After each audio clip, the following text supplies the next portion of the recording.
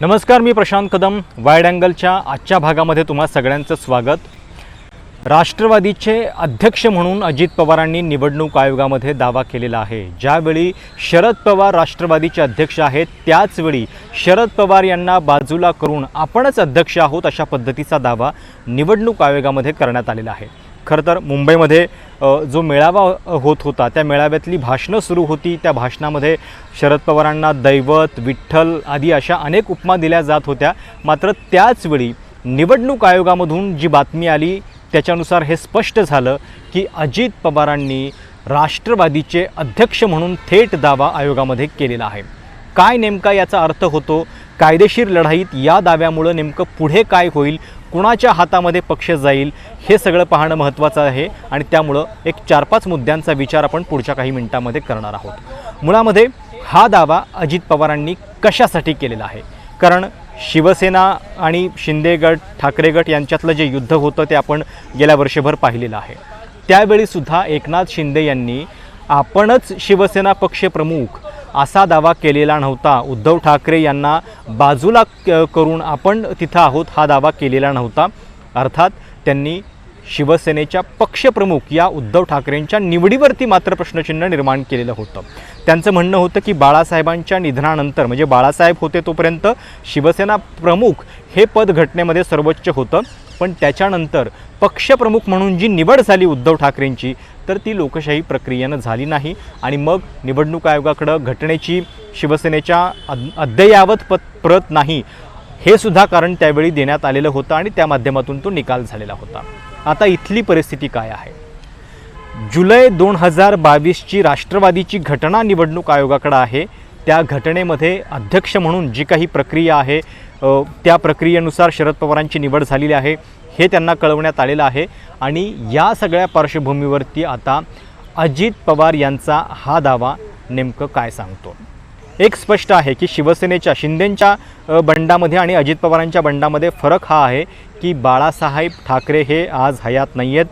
शरद पवार मात्र स्वतः राष्ट्रवादीचे अध्यक्ष आहेत, ते हयात आहेत. आणि त्यावेळी जर पक्षावरती दावा करायचा असेल तर अजित पवार यांना अध्यक्षपदावर दावा करण्याच्या शिवाय दुसरा कुठला पर्याय उरत नाही. आणि त्यामुळं जरी पब्लिक लाईफमध्ये ते असं म्हणत असले की शरद पवार आमचे दैवत आहेत, त्यांचेच फोटो वापरले जात असतील, किंवा अगदी 30 तारखेनंतरच्या म्हणजे शपथविधीनंतरच्या पत्रकार परिषदेमध्ये सुद्धा तुमचे राष्ट्रीय अध्यक्ष कोण हा प्रश्न विचारल्यानंतर अजित पवारांचं उत्तर होतं दुसरं तिसरं कोण, शरद पवारच आहेत. पण एकीकडे कायदेशीर दृष्ट्या मात्र वेगळ्या चाली ज्या आहेत त्या या ठिकाणी होताना दिसत आहेत. आता राष्ट्रवादीची घटना काय सांगते? राष्ट्रवादीची जवळपास 28 ते 30 पानांची घटना आहे, ज्याच्यामध्ये पक्षाच्या एकूण रचनेमध्ये वर्किंग कमिटी आणि नॅशनल कन्व्हेन्शन या 2 समित्यांना खूप महत्त्व आहे. कुठलाही निर्णय करायचा असेल जो घटनेच्या मध्ये बसत नाही किंवा नवीन नियम आणायचे असतील तर पहिल्यांदा वर्किंग कमिटीमध्ये त्याला मंजूर करून घ्यावं लागतं आणि त्याच्यानंतर नॅशनल कन्व्हेन्शनमध्ये तो प्रस्ताव आणावा लागतो आणि त्याच्यानंतर तो घटना बदल जो आहे तो होत असतो. अजित पवार जर आता 30 जून ही तारीख सांगत असतील तर 30 जूनला नेमकी कुठली बैठक झाली होती, त्याला किती लोक उपस्थित राहिले होते, या सगळ्याचा विचार जो आहे तो करावा लागेल.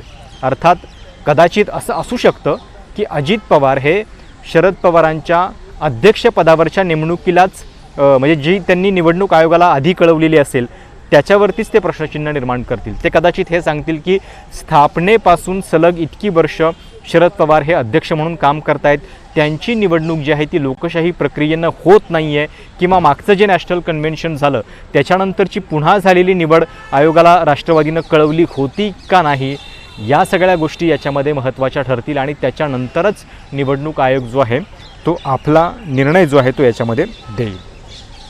म्हणजे हे बंड झाल्यानंतर घड्याळावरती या निवडणूक चिन्हावरती पक्षावरती दावा करतील अजित पवार हे तर उघड दिसतच होतं. पण त्याच्या पलीकडे जाऊन त्यांनी अध्यक्षपदावरती दावा करणं हे खूप सरप्रायझिंग आहे. काल मेळाव्याच्या दरम्यानच अजित पवारांच्या त्या सगळ्या भाषणाच्या आधी सुनील तटकरेंचं जे भाषण झालं त्या भाषणामध्ये समारोप करताना तटकरेंनी हे म्हटलेलं होतं की अजित पवार हे राष्ट्रीय नेते आहेत आपले. 30 जूनला आमची सहकाऱ्यांची सगळ्यांची बैठक झाली. केवळ आमदार खासदारच नव्हे तर इतर सहकारी पण होते आणि त्या बैठकीमध्ये आपण अजित पवारांना राष्ट्रीय नेते म्हणून स्वीकारलेलं आहे असं त्यांनी म्हटलं. अर्थात हे राष्ट्रीय नेते असं ते म्हणत होते. निवडणूक आयोगाच्या कागदपत्रांमध्ये मात्र राष्ट्रीय अध्यक्ष म्हणून उल्लेख होताना दिसतोय. या सगळ्या पार्श्वभूमीवरती आज शरद पवारांच्या गटाकडून वर्किंग कमिटीची बैठक बोलवण्यात आली. या वर्किंग कमिटीच्या बैठकीला एकूण 25 सदस्य असतात. त्यापैकी म्हणजे हे सोडलेले जर वगळले 3-4 तर सगळे हजर होते हा दावा करण्यात आला.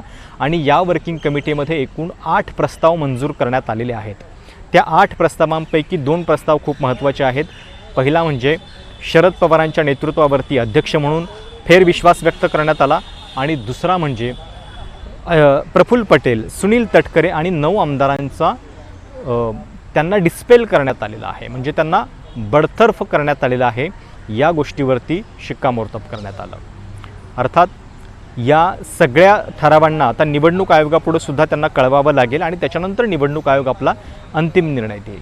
निवडणूक आयोगामधली एक सगळ्यात इंटरेस्टिंग गोष्ट काय असेल, तुम्ही हा घटनाक्रम पुन्हा पुन्हा बघा. गोष्टी कशा घडत आहेत. 2 जुलैला अजित पवारांनी शपथ घेतली, पण त्याच्या आधीच 30 जूनची तारीख दाखवण्यात आलेली आहे की या तारखेला अजित पवारांची राष्ट्रवादी काँग्रेसच्या अध्यक्षपदी निवड झाली. त्याच दिवशी 40 आमदारांच्या सह्यांचं पत्र निवडणूक आयोगाला देण्यात आलेलं आहे. त्या दिवशी सह्या घेतल्या असं सांगितलं गेलेलं असलं तरी ते पत्र निवडणूक आयोगाला पोहोचलं ते मात्र 5 जुलैला. आज शरद पवारांनी सुद्धा त्याच्यावरती कमेंट केली की इतकी महत्त्वाची कागदपत्र निवडणूक आयोगाला 5 दिवसानंतर पोहोचतात या देशामध्ये, हे आश्चर्यजनक आहे असं त्यांचं म्हणणं होतं. खरं तर 3 जुलैला जयंत पाटील यांच्याकडून म्हणजे शरद पवारांच्या गटाकडून एक कॅव्हिएट दाखल करण्यात आलेला आहे, म्हणजे आमची बाजू ऐकल्याशिवाय कुठलाही निर्णय देऊ नये.